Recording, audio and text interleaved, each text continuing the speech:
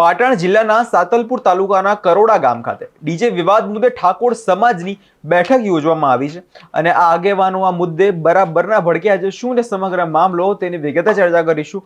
નમસ્કાર, હું છું પ્રથમ મોદી, આપ જોઈ રહ્યા છો નિર્ભય ન્યૂઝ.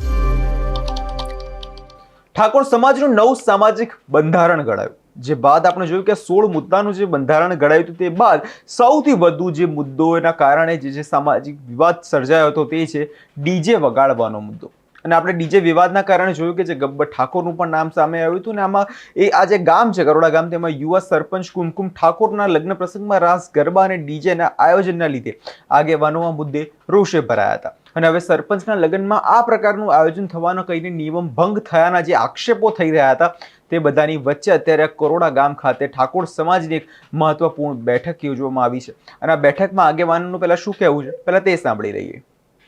મંચ ઉપર બિરાજમાન સર્વે મહાનુભાવો, અહીં ઉપસ્થિત સર્વે વડીલો, ભાઈઓ, બહેનો, યુવાન મિત્રો, મીડિયાના મિત્રો, પત્રકાર મિત્રો, લગભગ 2 મહિનાના પરિશ્રમ પછી આપણે આ બંધારણ ઘડ્યું છે. અને બંધારણ શેના માટે ઘડ્યું છે? આપણે ગુજરાતમાં ને દેશમાં એ મેસેજ મૂકવો છે કે એક સમાજ એક રિવાજ. બોલો, એક સમાજ એક રિવાજ, શ્રેષ્ઠ રિવાજ. એક રિવાજ અને એક રિવાજ, શ્રેષ્ઠ સમાજ. સમાજને શ્રેષ્ઠ બનાવવો છે. અને નાગરિક વ્યક્તિ નિર્માણ થકી સમાજ નિર્માણ, અને સમાજ નિર્માણ થકી રાજ્ય અને રાષ્ટ્રનું આપણે નિર્માણ કરવું છે. અને રાષ્ટ્રના નિર્માણની અંદર આ સમાજનો કોઈ પણ ભાઈ બહેન એ પોતાનું યોગદાન આપી શકે, એ આપણું ધ્યેય છે.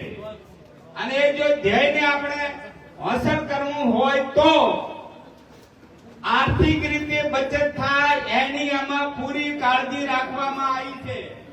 અને આ આર્થિક જે બચત થાય, ડીજેની વાત થઈ. પહેલા એક જમાનો હતો કે નામના મેળવવા માટે, ચર્ચા કરવા માટે, મોટા થવા માટે સામાજિક પ્રસંગો હતા. એ સમય બદલાનો છે. હવે તમારે નામના મેળવવી હોય, ચર્ચા કરવી હોય, મોભો વધારવો હોય તો શિક્ષણ વધારવું પડે. અને આ બચત થયેલા પૈસા એ આપણે આપણા કુટુંબના, સમાજના એ શિક્ષણની અંદર આપણે એનો ઉપયોગ કરી શકીએ. એનો મુખ્ય ઉદ્દેશ છે. 21મી સદીમાં શક્તિશાળી બનવું હોય તો શિક્ષણ એ શક્તિ છે, શિક્ષણ એ તાકાત છે. આ શિક્ષણનો સંદેશો આપણે જન જન સુધી પહોંચાડવાનો છે. એમાં સમયની પણ બચત થાય. મારી આપને 2 હાથ જોડીની વિનંતી છે કે આપણે આ જ રીતે જો સમય બગાડીશું તો પહેલા લગ્નમાં બગાડતા હતા ને હવે આપણે એની પાછળમાં આ સમય બચાવ. સમય જિંદગીમાં ખૂબ કિંમતી છે. 84 લાખ યુનિમાં તમારો જીવ ફરે છે તારે મનુષ્ય આપણને મળ્યો છે. એ મનુષ્ય આપણે છીએ.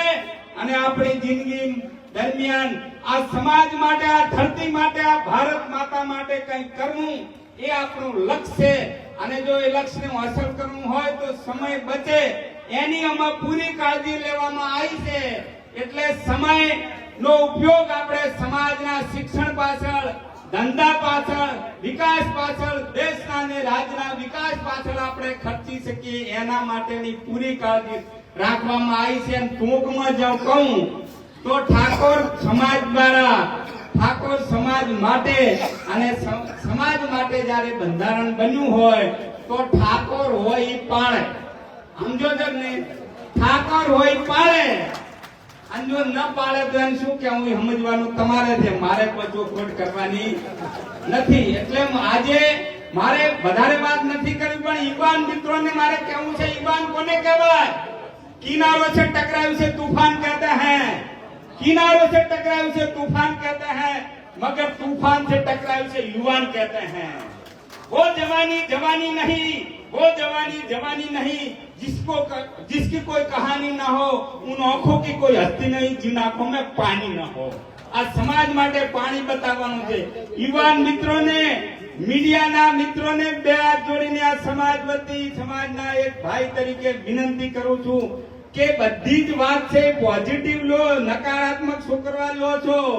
બંધારણ તોડવું હોય તો આજથી આપણે નિર્ણય કરીએ છીએ, બરાબર ને?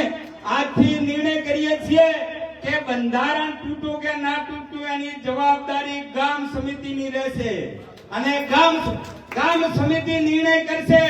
એ નિર્ણય પછી એને માફીથી આને છૂટો કરે, દંડ કરે કે જે કોઈ નિર્ણય કરે એ અને આ નિયમ છે એ આપણે ઝાબડિયાને પણ લાગુ પડશે આજથી કે એ નિર્ણય ગામ કમિટી જે કરશે એ સમાજને મંજૂર હશે. આ નિર્ણય તરફ આપણે જઈ રહ્યા. આપણે સમયને બચાવવો છે અને સમયને બચાવી અને મીડિયાના મિત્રોને અને ખાસ કરીને સોશિયલ મીડિયા જે ચલાવે છે એમને બે હાથ જોડીને તમારા એક ભાઈ તરીકે વિનંતી કરું છું કે નેગેટિવ તમે સોશિયલ મીડિયામાં ના ચલાવો. બંધારણ તોડ્યું છે એ ચલાવવાની જરૂર નથી. હારું શું હોય ચલાવો કે ભાઈ વાણે બંધારણ પાડ્યું તેને અભિનંદન છે, વાણે આ રીતે કર્યું તેને આ પોઝિટિવ જો આ સમાજના મિત્રો જો આને ચલાવશે સોશિયલ મીડિયામાં તો તમારા બંધારણને ચાર ચોંટ લાગી જવાના છે. અને આપણને એ પણ વિનંતી કરું છું કે એક સમાજ એક રિવાજ એના કારણે ઘણા બધાની ઊંઘ હરામ થઈ ગઈ છે.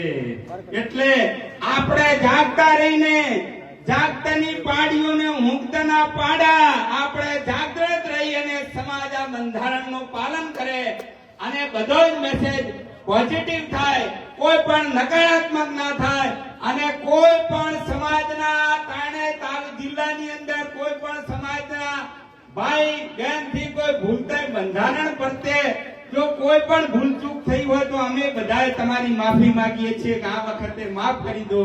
અને આજથી આ બંધારણનું પાલન કરવાની જવાબદારી ગામ કમિટીઓની છે. ગામ કમિટી નિર્ણય નહીં કરી શકે તો તાલુકા કમિટી કરશે અને ગામ કમિટીઓને તાલુકા કમિટીઓ તાત્કાલિક બની જાય અને તાલુકા કમિટી ન કરી શકે એ જ આ 3 જિલ્લાની સંકલન સમિતિમાં આવશે. એટલે આપણે સૌ સાથે મળીને આપણો જે લક્ષ્ય છે કે સશક્ત સમાજ સશક્ત રાષ્ટ્ર, સશક્ત સમાજ સશક્ત રાષ્ટ્ર એ ભાવનાને સાકાર કરવા માટે થઈ અને આપણે સમાજના વિકાસના કાર્યને લાગી જઈએ.